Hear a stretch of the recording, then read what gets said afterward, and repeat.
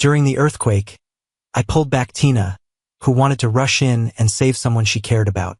As a result, I broke a leg. Later, on our wedding day, that boy jumped off a building because his face was disfigured. Tina said nothing, taking care of me for decades as I underwent rehabilitation with my injured leg. On our 10th anniversary, she pushed me, the disabled, into the middle of the road. Before she walked away, she asked, "Ben, do you understand what it feels like to be completely helpless?" It was when the car ran over me that I realized how much she truly hated me. As I opened my eyes again, reborn to the time the house collapsed, I let go of her hand. "Tina, run." When the load-bearing wall fell, the Tina in front of me decisively shook off my hand. My steps faltered as I wanted to rush to her, looking at her through the heavy smoke and dust. In my past life, I had pulled her back with all my might, using my body to shield her from the falling debris. The sharp rocks struck down, and the extreme pain made me lose my senses momentarily. At that time, I thought I was going to die and used my final strength to whisper in her ear, "Tina, be happy." Later, when I woke up in the hospital and saw only half of my right leg, I felt a complicated mix of emotions. Realizing I could no longer continue my beloved fencing, I broke down in despair, crying. But when Tina's mother came to see me, they knelt down, begging me not to cry, saying they'd only get up if I stopped crying. The previously cheerful girl, now at a loss, stood by my side, wiping away my tears with trembling hands. "Ben, let's get married. I'll take care of you for a lifetime." At that moment, the heavy love momentarily filled the deep chasm within me. I always thought the deep gaze Tina gave me was love, until later when the tire ran over me, I realized it was sheer hatred. "No, I have to save Eric. She hasn't come out yet." Tina's shout interrupted my recollection. She waved her hands, signaling me not to approach her. I looked at her youthful face, remembering 10 years of memories. I remembered her accompanying me through countless rehabilitation sessions, remembered how her strong arms held me when I fell. But I also remembered that on our 10th wedding anniversary, she pushed me, with my prosthetic leg removed, into the middle of the road, whispering in my ear, "Ben, do you remember what day it is? My Eric, he's been gone for 10 years. She had agreed to my confession. Everything was supposed to get better. I want you to feel this sense of helplessness too." Her voice was filled with such hatred, like a sharp dagger piercing my heart. The speeding car wheels rolled over me, and the bright red blood stained the gift in my clothes. It was a surprise I had prepared for Tina on our 10th anniversary. "Don't come near me." Tina turned and ran upstairs, looking back at me as if she expected me to stop her at all costs. But this time I wouldn't anymore. Afterward, when the rescue team found me and got me into the vehicle, Tina and Eric were nowhere to be found.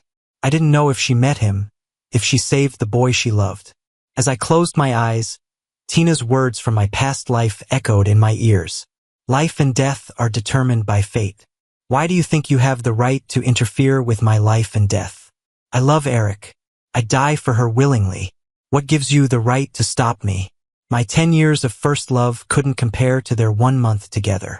Originally proactive and motivated, she skipped an exam for a word of praise, missing out on all her awards. She said she had never met someone who fit her wishes so perfectly before. Yet, she never considered if such a flawless person was even possible.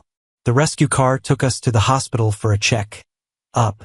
There, I saw Tina's mother, who grabbed my hand in distress. "Where's Tina?" I shook my head. "I didn't know. Weren't you together? How could you not save her?" I was at a loss for words. In my past life, Tina's mother was initially grateful to me. Later, she repeatedly brought up my disability, believing that her daughter's acceptance of me was my blessing. She even secretly tried setting her up with others multiple times. Each time I confronted her, she'd pretend to have a heart condition, and Tina would shield her and tell me to shut up. She wanted to save someone. I couldn't stop her. I looked at Tina's mother, not wanting to say anything more. Tina lost her father early in life, raised solely by her mother. With graduation just around the corner, if anything happened to her, I didn't know if her mother could handle it. How could you let her? How could you watch her die? How can you be so heartless?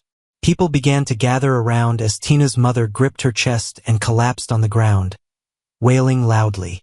My daughter spent so many years with him, took care of him for so long, and he ran out alone, leaving my daughter inside. Nearby journalists started setting up cameras to film me, while passersby lifted their phones, eager to record it all. I could already imagine how many people online, unaware of the full story, would call me ungrateful. But just then, a bloodied stretcher was carried in through the door. Seeing it, Tina's mother, who had been sitting on the floor, sprang up like a carp. It was Tina, covered in blood, with bandages tightly wrapped around her missing arm, her flesh barely visible. Are you crazy? Why did you try rescuing someone? If something had happened to you, how would I survive? Her despairing cries echoed throughout the corridor, while Tina weakly smiled. I saved Eric. I saved Eric. I'd do anything as long as Eric is safe. The faces of people around changed. Eric? Isn't that another boy? Hasn't she been with someone for a long time? Why is there another Eric? Isn't this emotional blackmail? Only your daughter's life matters, but everyone else's doesn't? As the public opinion began to shift, Tina's mother stopped trying to explain, her face turning pale as she fell back, no longer uttering a word. This time, it wasn't pretend. Medical staff rushed towards them, while I turned and walked into the exam room across the hall, not bothering anymore. Everything came back normal from my checkup. When I left the hospital, I heard news about Tina. They said she survived, but unfortunately, she'd lose an arm and needed an amputation. In this life, fate has switched things around. She's the one who got hurt, and she's the one who saved her loved one. I just hope Eric can be there for her on the road ahead. I stood outside the ICU, staring at the blinking red light, with images of Eric's face from a past life flashing in my mind. When the building shook, and everyone was running out, Eric clung to his phone, his tone resolute. Quick, say you love me, otherwise, I'll die right here. I'm not running. If you don't agree, I'm not living. I've seen him and that film director, Lily, break up and get back together. I've also heard him scoffingly tell women around him, Tina, I'm just playing with her. If I'm not serious, how would she know real sorrow? So I tried to stop Tina. I wanted to help her dodge a disaster she wasn't meant to face, even if she developed feelings for someone else, even if she harshly pushed me away for someone else. Yet I still cherished our years of friendship. To have a clear conscience, I wanted to pull her out of the mire. But since she's so determined to jump, as she said, it's true that life and death are destined, and wealth and honor lie with fate. It was a month later when I saw Tina again. Her once prideful right hand for drawing was gone. Her right arm now just scarred, bundled up and difficult to move. Tina's mom looked like she'd aged 10 years. Her voice had gone hoarse, then recovered, then hoarse again, to the point it couldn't make a sound anymore. I took a bouquet of flowers when I went to welcome her out of the hospital and calmly told her, we're breaking up. Tina didn't try to stop me because Eric had visited many times during her recovery. He confessed his love for her, swearing to be with her forever. I guess, for both of us, this was a happy ending. After Tina left, I lingered, lost in thought in her now empty hospital room. It was where I once stayed in a past life. Back then, I thought Tina could save me, but now I realize only I could save myself. Thinking I'd see Tina and Eric happily together, I was surprised to catch Eric and Lily in a tight embrace, kissing passionately. My phone rang suddenly, snapping me out of it. It was my mom calling. When I answered the phone, I glanced down. Tina was already downstairs, and Lily was nowhere in sight. Eric had a bouquet of roses, which she happily took as she ran into Tina's arms, her face beaming with happiness. Hey, Mom. I answered the call, but my eyes stayed locked on the street below. Tina had no idea about what just happened. She tried to lean on Eric, but her missing arm made it hard to embrace him fully. Ben, where did you go? My mom's voice sounded anxious. In a past life, after I lost my leg, it broke her heart. But she never blamed Tina. She only mentioned in private that she wondered if Tina, with her deep intentions, was a good choice for me. But Tina was always so polite to her and always gentle with me. Because of this, I argued with my mom a few times, asking her not to overthink it. After living through it again, I now understand instincts born out of love are real. If I had listened to her earlier, maybe things would have turned out differently. Don't worry, Mom. I said goodbye to Tina. I softened my tone, but at that moment, my body felt electrified. Not far away, someone stood among the flower beds, hands in pockets, looking up at me with a knowing smile. They raised a finger to their lips in a shoe gesture, eyes flashing a warning not to speak out. Frankly, for someone like Eric, his romantic entanglements aren't surprising. Even in the film department, he stood out. His deep, narrow eyes seemed filled with starlit skies, bewitching anyone he glanced at.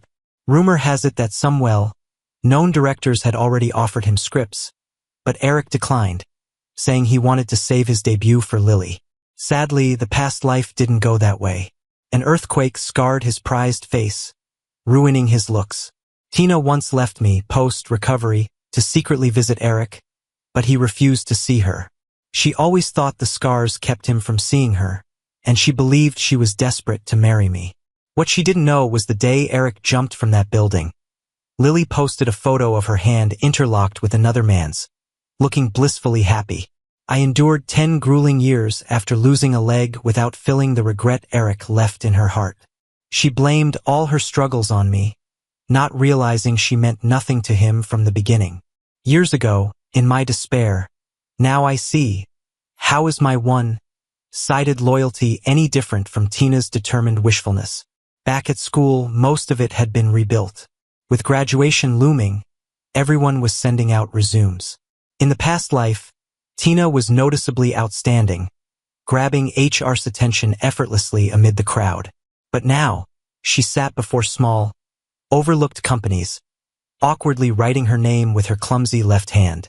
Most companies didn't say anything upfront, but their sympathetic gazes said it all. Tina was now feeling the helpless despair I had once experienced.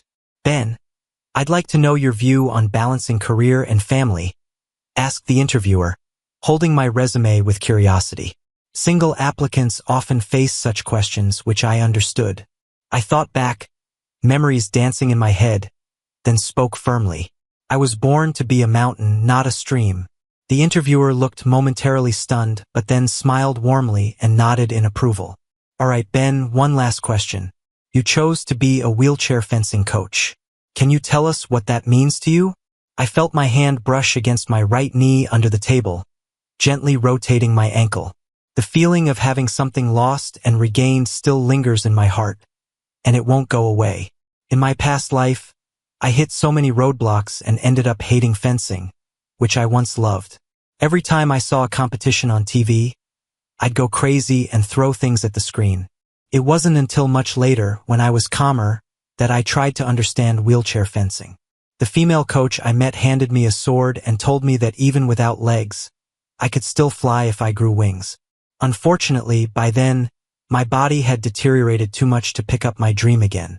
Now that I have another chance and understand the pain I went through, I want others to find joy in life with me. The motto faster, higher, further embodies a mindset for me. Physical limitations should never hold anyone back from chasing their dreams.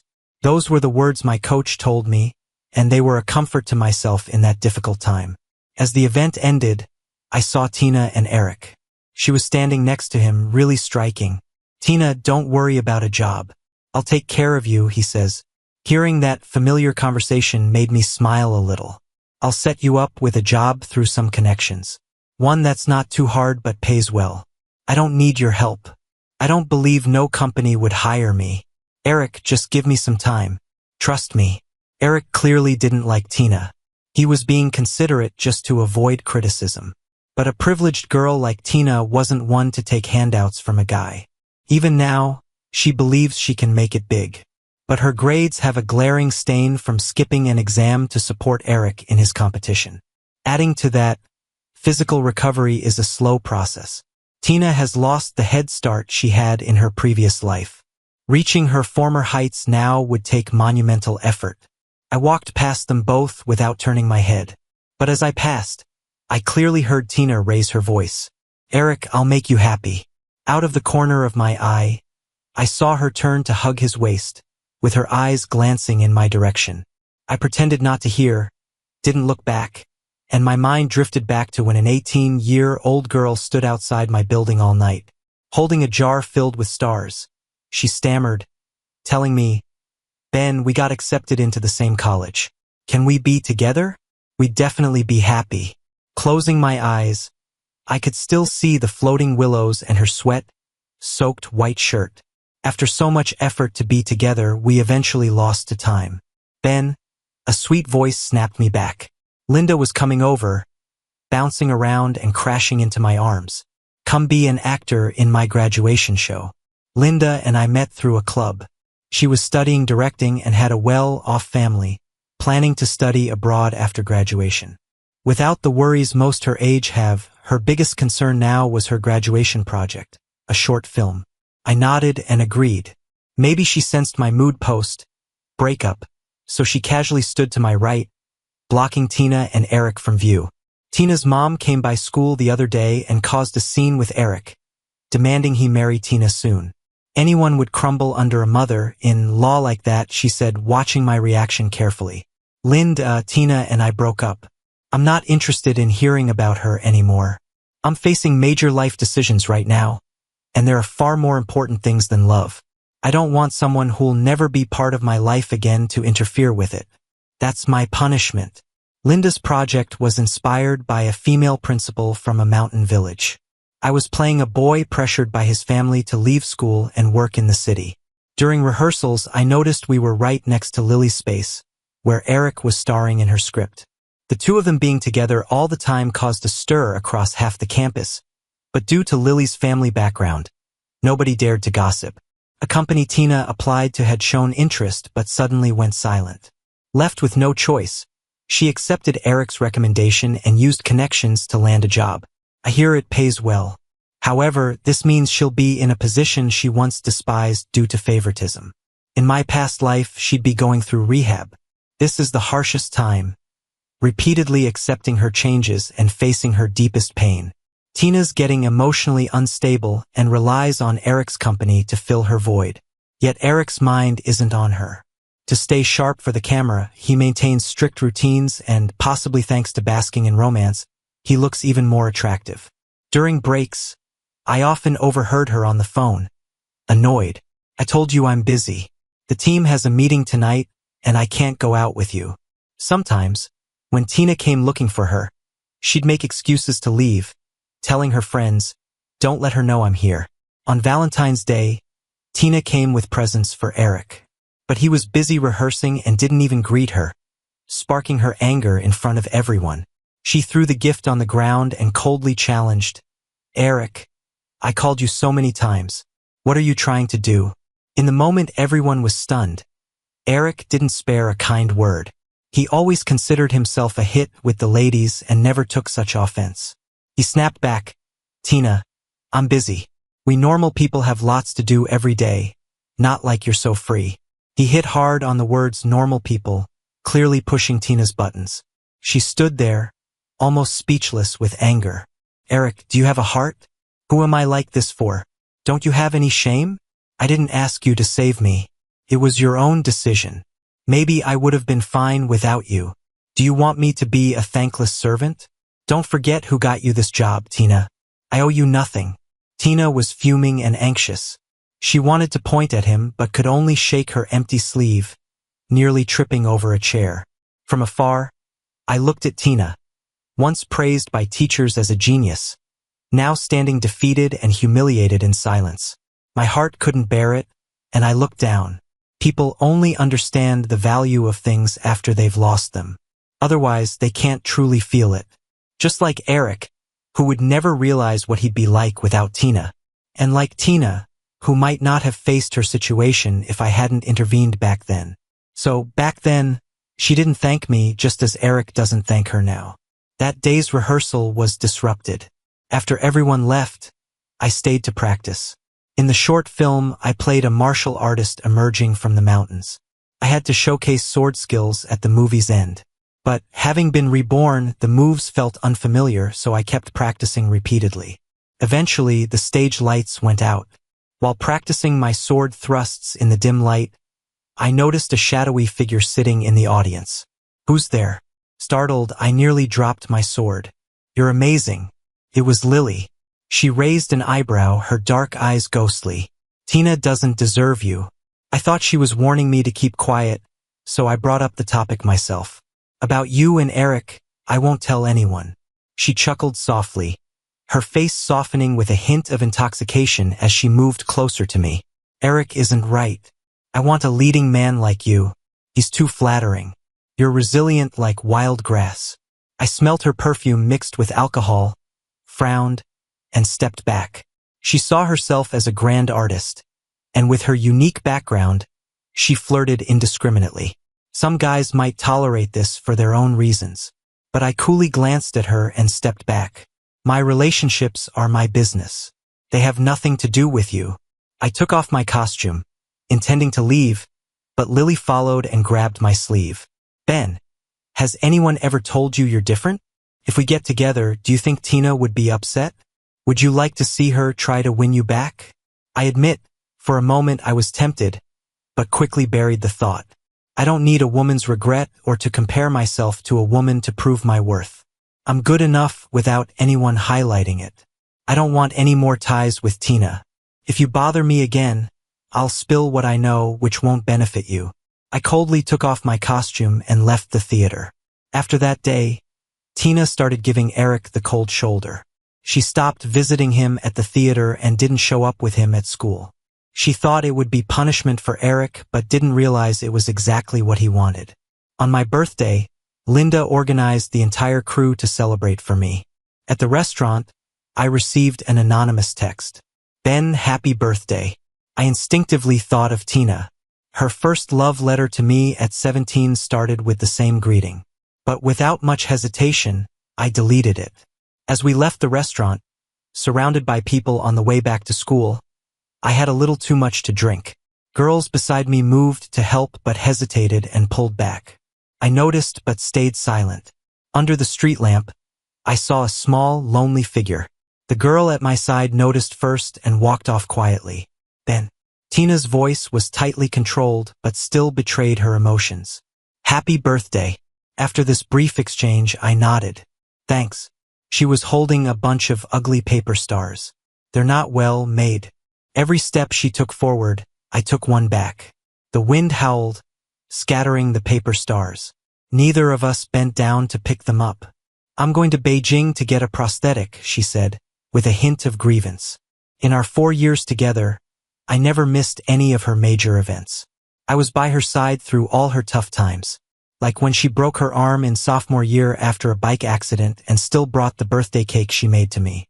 When I rolled up her sleeve, she burst into tears, such a proud person reduced to this before me. But now, at such a hard time, I won't be there for her anymore. Good luck.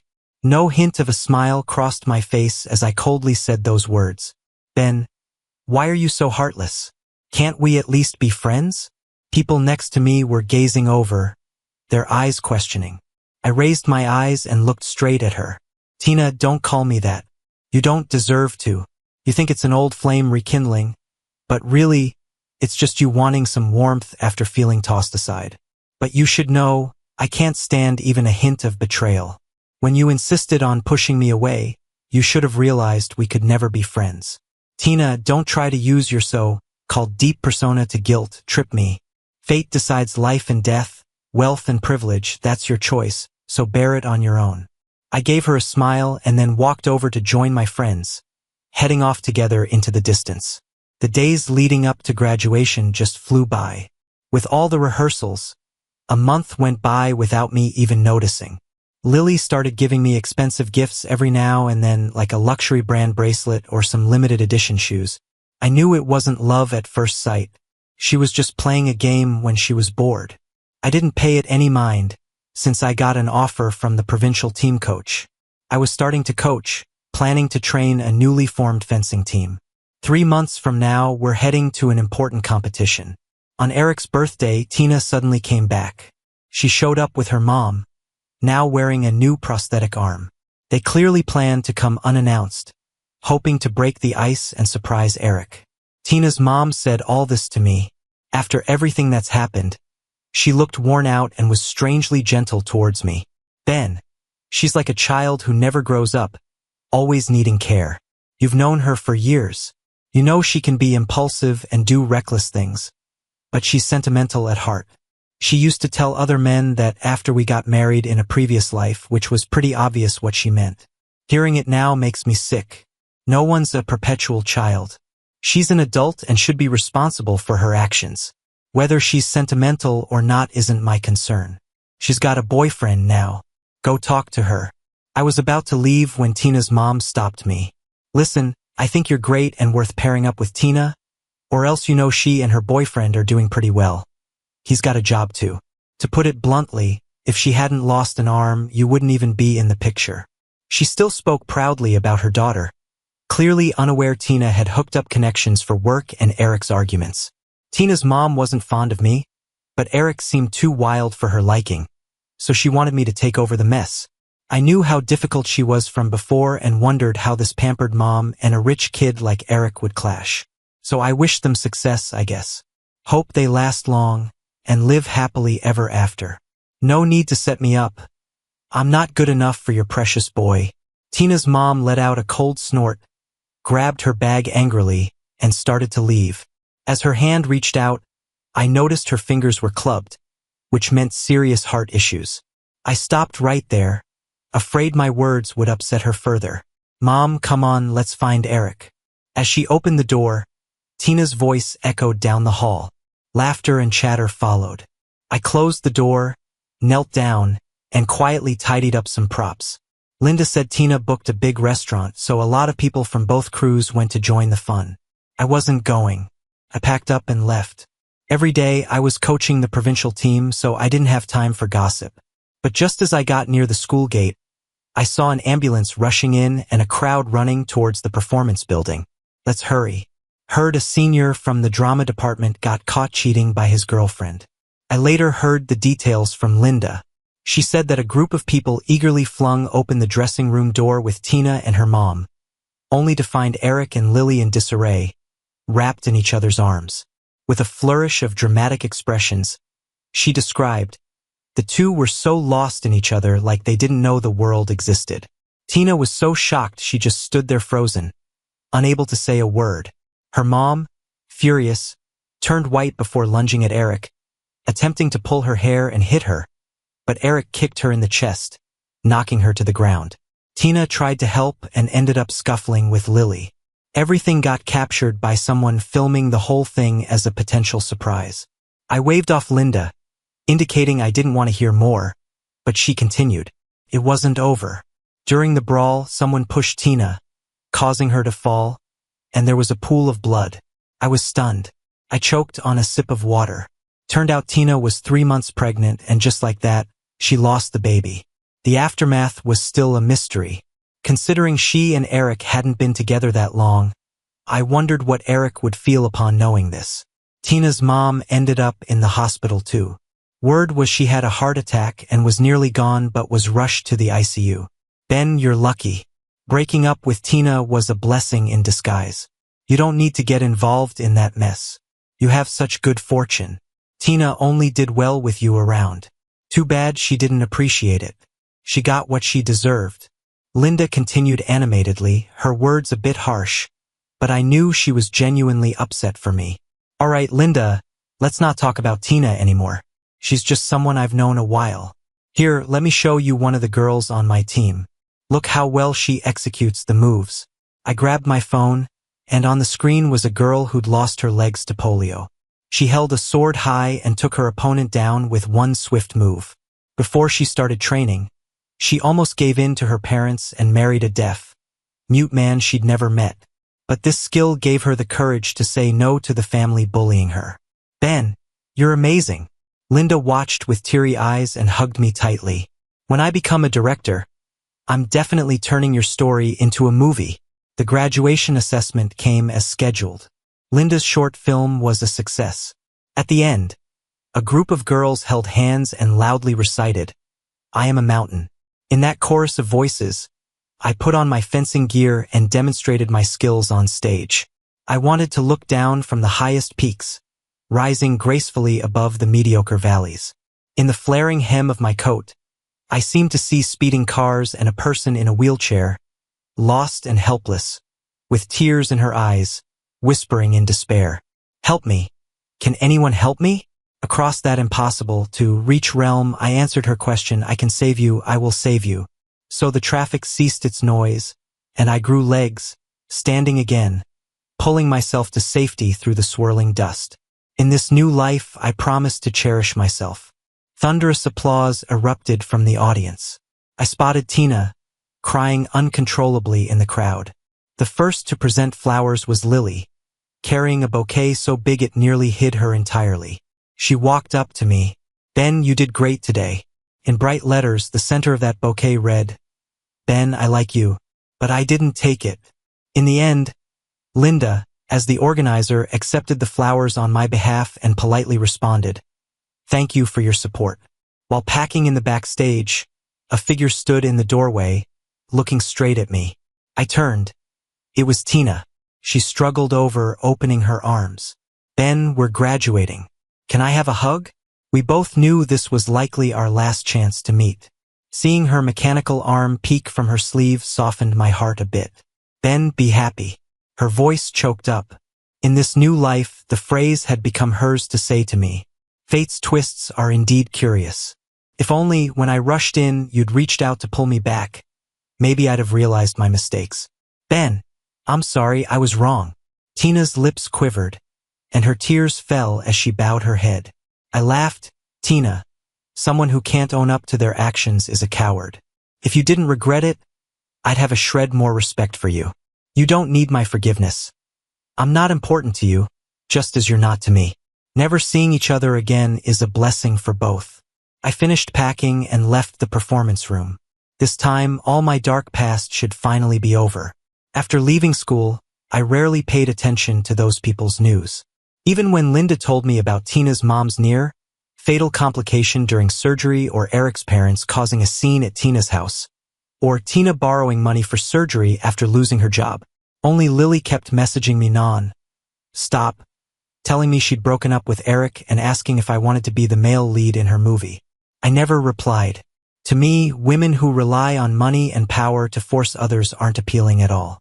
I was busy coaching my team for a competition, exhausted every day.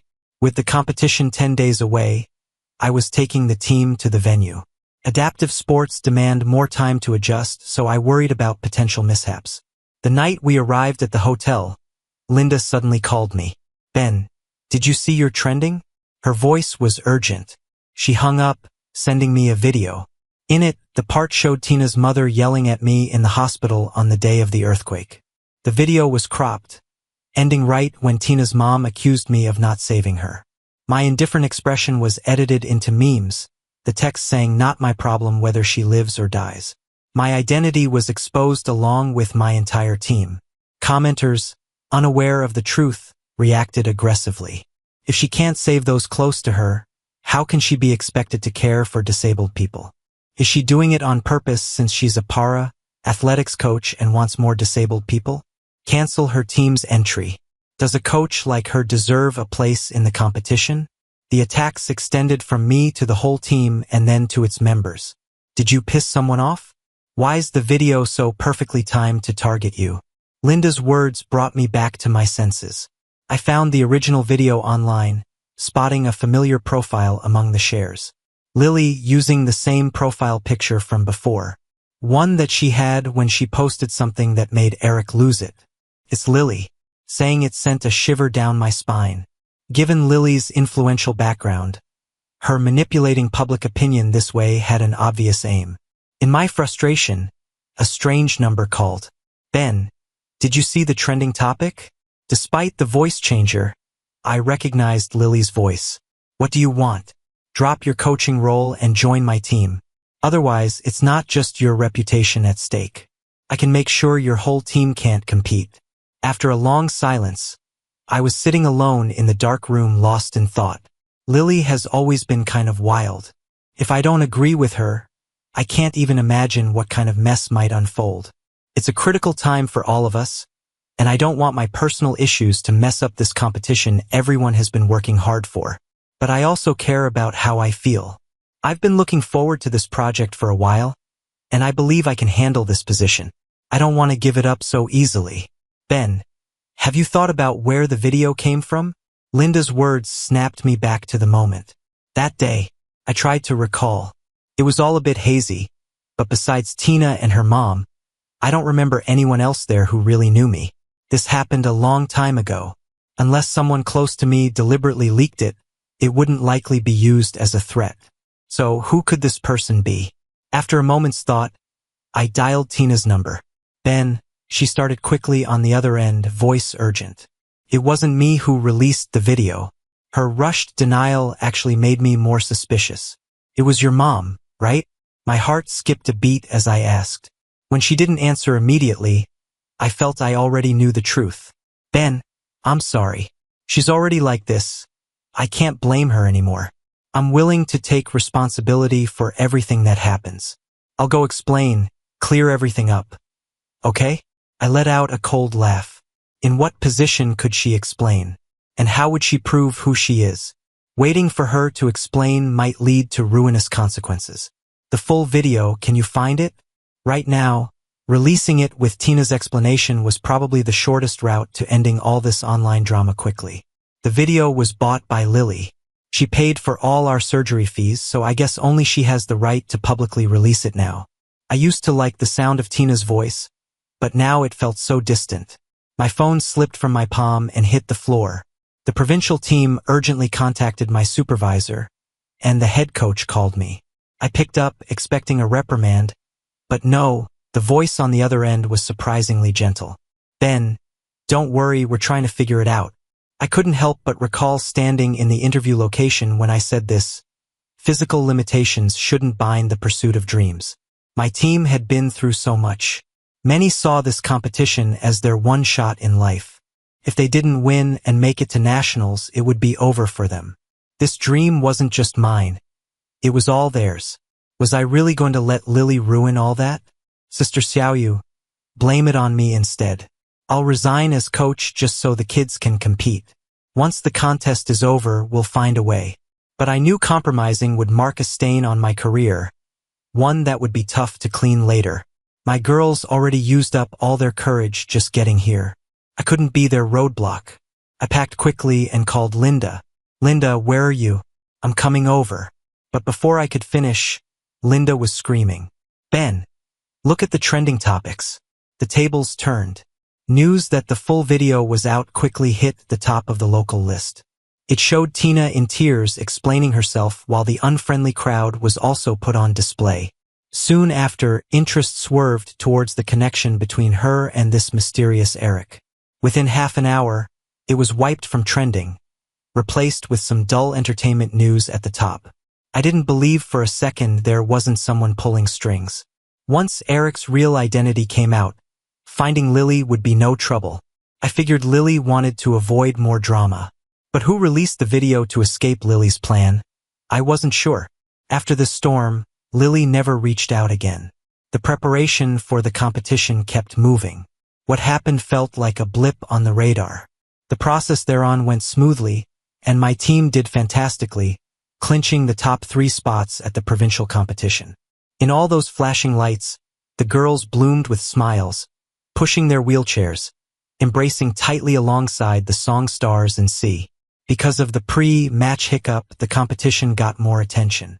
The girl from the mountains won, and ad agencies promised to cover all her training costs.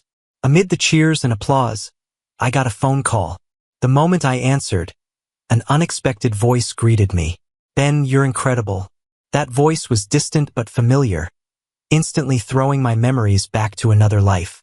In a dim hospital room, the TV was on, showing a live news report. I had insomnia back then, couldn't sleep at all, feeling near a breakdown. One evening, as I listened to this soft and resolute female reporter narrating the news, I fell into a rare moment of peace. That voice became my nightly lullaby during those tough times. Until one day she appeared on the news. They said a reporter covering post, Disaster zones fell from the 17th floor, supposedly overwhelmed by what she'd seen, and took her own life. The program replayed clips of her interviews, and every time she encouraged others to stay strong. I didn't know what happened that led her to such an end overnight. The whole thing just felt wrong somehow. Hearing that voice again, I teared up. We agreed to meet at a cafe. Did you release the full video?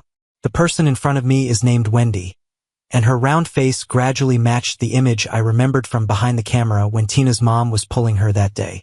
I'm relieved that, in this life, such a tragedy didn't befall her. It was me. Her voice still sounds so lovely, as gentle as a stream flowing through my heart. Why'd you help me?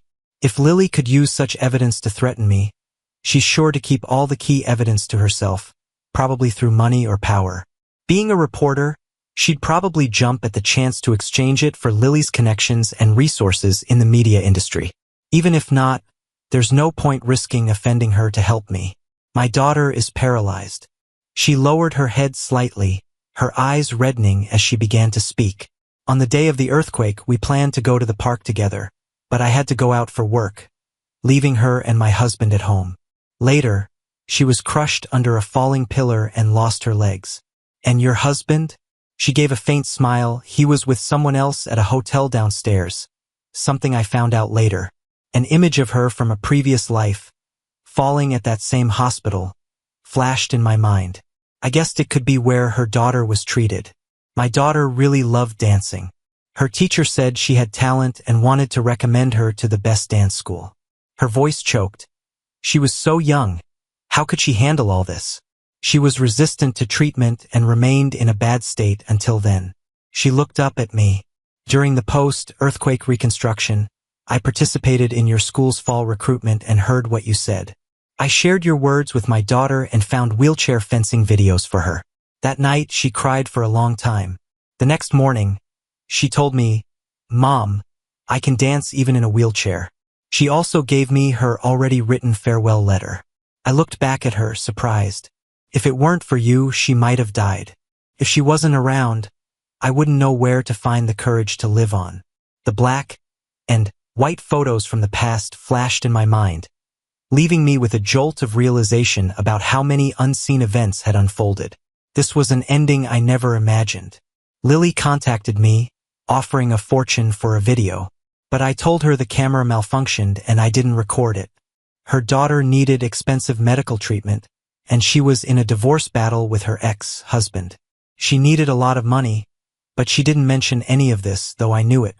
If it weren't for you, I don't know what I would have been. She looked me in the eye, speaking with her usual strong tone. I once blamed myself, thinking I wasn't good enough to keep my husband, leading to my daughter's tragedy. But you said it right, we are like mountains, not streams. Why stop because of small obstacles? What I should do is make her pay the price. If your story needs a savior with a twist ending, I hope she's a woman. We aren't always fools fighting over men. Our swords can point to those who are cowards. She left, saying this. When entertainment news exploded, I was at the fencing team's celebration party. This time, Lily was the one who hit the headlines. What was exposed was explosive news from Eric's birthday. In the video, two people parted hastily, disheveled, with Tina looking bewildered holding a gift. The relationship between the three was discussed and escalated, finally sparking a public outcry. I don't know how Wendy got the video from Lily's close friends, but I know traitors are ultimately betrayed, and those who gather for profit eventually disperse when profits end. It's karma's cycle. Eric's budding career plummeted. Netizens compared him to the boy in the video, taking a long time to recognize him. Only after seeing his recent photos did I realize that once handsome boy had lost his vitality. Seeing no turning point, his manager also revealed that after his breakup, Eric underwent cosmetic surgeries like a madman, failing multiple times, losing his naturally good looks. In his early 20s, his face had become stiff. Without that face, he's become a discard attracting negativity. Infamous. Even the words he casually said to his friend once, "Tina, I'm just playing with her. If I don't push the boundaries, how would Lily feel hurt?" were leaked. I didn't know if Tina followed entertainment news or how she'd feel hearing the audio. The whole thing ended with Lily's investors being exposed for tax evasion. That self-righteous bigwig had multiple affairs, and evidence was provided by his former wife. The law awaited him. We'll continue following developments. This is your reporter Wendy, signing off. At the end of the news, a familiar voice filled my ears. The woman's eyebrows slightly curved, her tone light and melodious, yet carrying a sense of relief. It was years later when I saw Linda again. Studying abroad, she returned to avoid family marriage pressure. Improving herself with acting, she unintentionally became a prominent director. She found me saying the movie based on my life was in the works. Their class produced many talented directors, yet the once famous Lily tragically fell off the grid. None in the circle knew her whereabouts now, proving she was completely forgotten. Linda asked if there were any lines I wanted kept. I wrote one for her. Many years ago, someone despairing told me life and death are destined. Wealth is by fate.